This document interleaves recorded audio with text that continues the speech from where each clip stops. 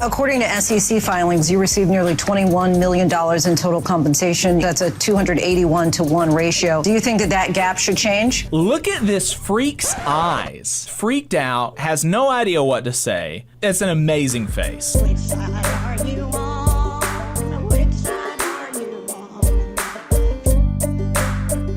on? Speaking of Wall Street and a redistribution of wealth, the CEOs have been reacting to this stuff and talking about how good they think that their contract offer is. And just remember, I went through everything with you. It's not great. They're not meeting the demands.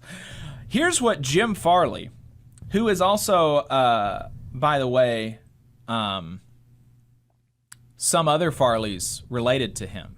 The Chris Farley. He's related to Chris Farley from SNL fame, which is unfortunate because Chris is cool. But this Farley is not good. Here's what Jim Farley had to say about the contract.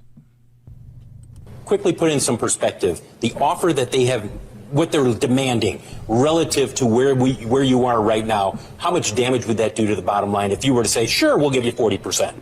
If we signed up for the UAW's request, instead of making money and distributing $75,000 in profit sharing in the last 10 years, we would have lost $15 billion and gone bankrupt by now. The average pay would be nearly $300,000 fully fringed for a 4-day work week. There is no way. Per employee, per UAW employee. Yeah, this is our fully tenured school teacher in the U.S. makes $66,000. Someone from the military or fireman makes mid-50,000. Okay, pause this it is there. 4 or 5 times, 6 times what they make. There's no way we can be sustainable as a company. He is saying, and now that $300,000 fully fringed, I doubt it. That, I mean, he's been lying, and we're going to show you another part of how he lied. But talking about fully fringed $300,000 compared to straight salary for teachers, not fully fringed, at $60,000. I mean, he knows this is like his world, talking about salaries and compensation and all of this kind of stuff. He knows he's being a slimy operative in that clip, comparing fully fringed to salary, to straight salary.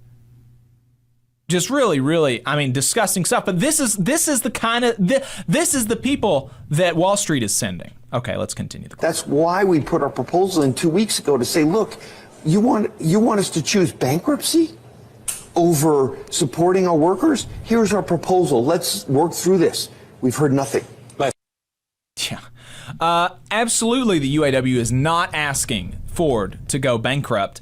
And here is Shawn Fain's response to Ford's allegations. I heard the CEO of Ford say that it would bankrupt them if they met your demands. What'd you think of that?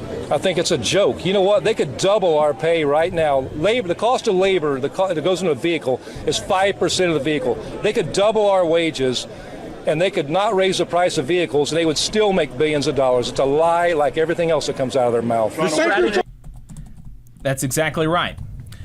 And look, even if let's say that you're predisposed to believe for some reason that the CEO of the Ford Motor Company is acting in good faith, that he actually is worried about bankruptcy for the company, instead of offering concessionary profit-sharing formulas, instead of not moving on temporary employees or pensions or anything like this, he could come closer to meeting the UAW on all of these other things. And then he could also come and say, look, to show you that we're serious about this, we want to be partners in this, we want to be a team, we're a family, remember?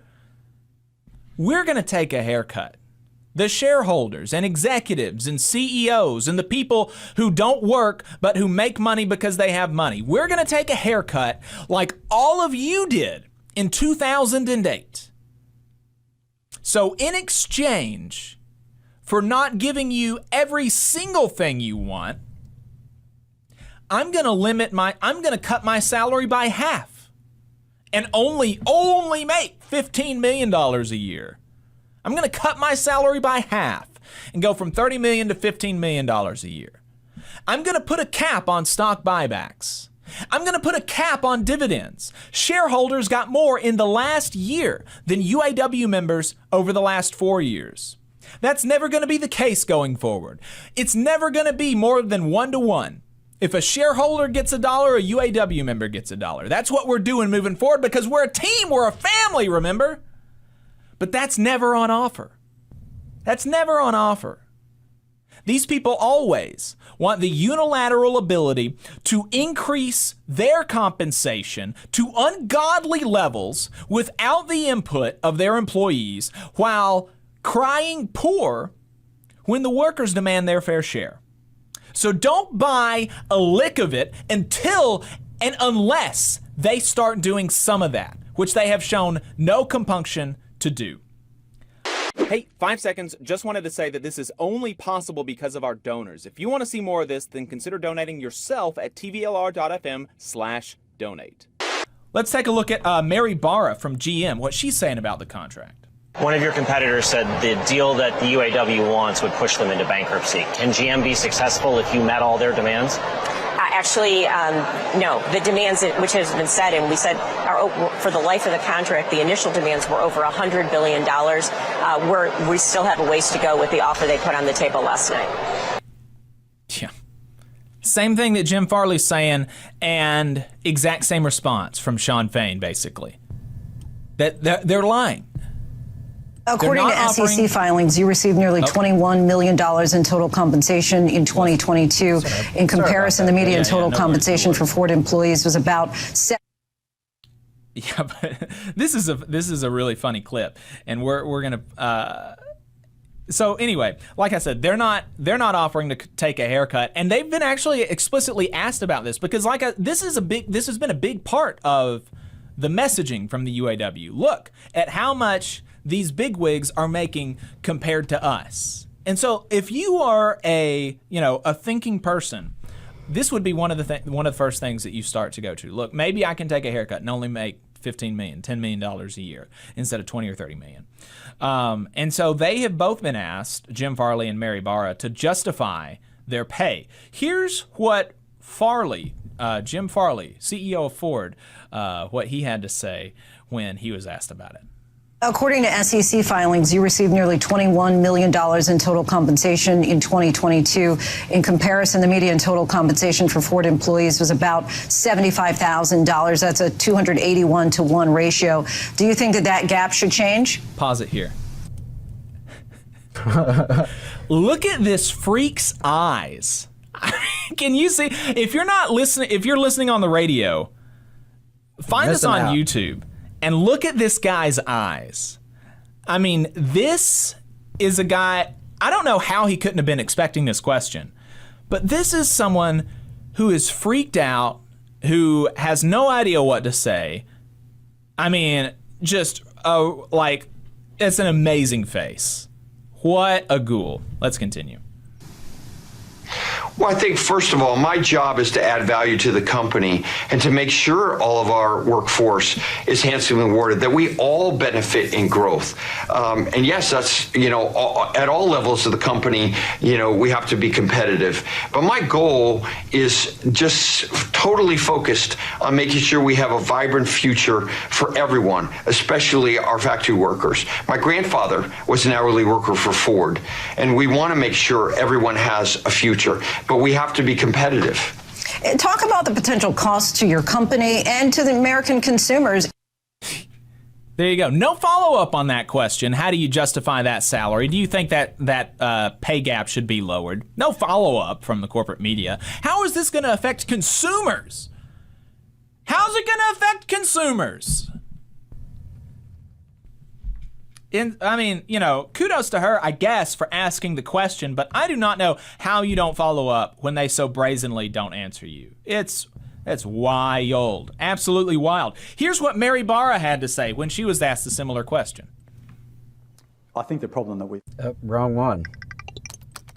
Let's see. I think... Sorry, we don't have Mary Barrows. No. Well, that's fine, because she basically did the same thing, didn't answer it. But she said something, one thing that I wanted to pull out from hers is that she said, oh, my compensation is 92% based on the performance of the company. Now, what does that mean? I have to translate Wall Street speak for you, because that's just a bunch of rubbish. When she says the performance of the company, she means stock price. She doesn't actually mean how good are the vehicles, how well are the employees taken care of, how satisfied are the customers. Stock price is what she means by that. And stock price can be manipulated by things like stock buybacks, like we talked about. That used to be illegal, but now they are legal. And what happens when you buy a stock back is you decrease the supply.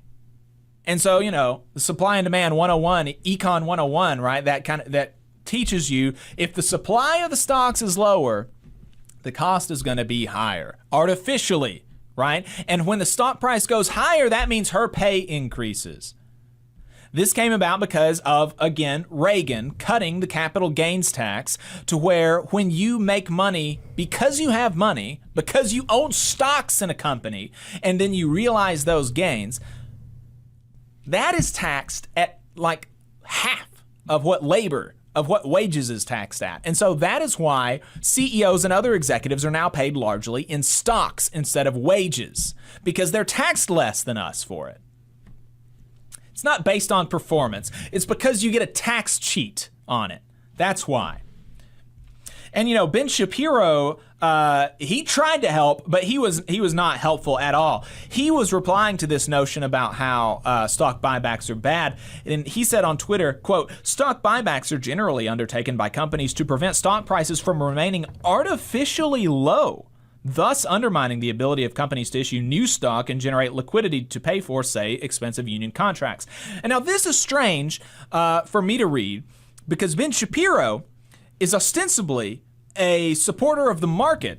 And so it's amazing to me that he thinks that the CEO and the executives and the shareholders of these big three automakers can know better what the price of the stock should be than the market.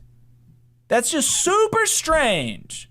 Super strange that somebody who is a free market ideologue rather than a partisan for the ruling class, he would say that he's not a partisan for the ruling class. He just thinks that the free market just is better for everybody.